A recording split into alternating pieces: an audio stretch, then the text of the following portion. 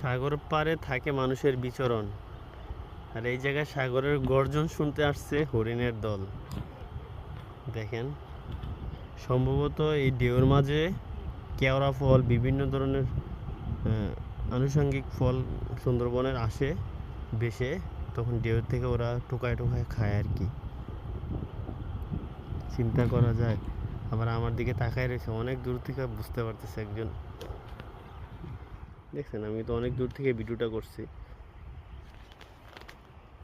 সুন্দরবন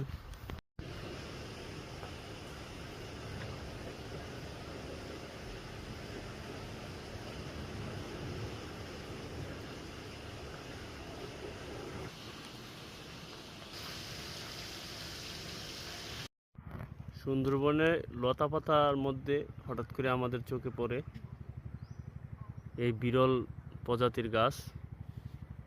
ফলনটা মনে হচ্ছে, কেউ বলতেছে কি বললা, কেউ আবার এর কাছে জিজ্ঞাসা করতেছে এটা কি। কেমন লাগছে গাছ?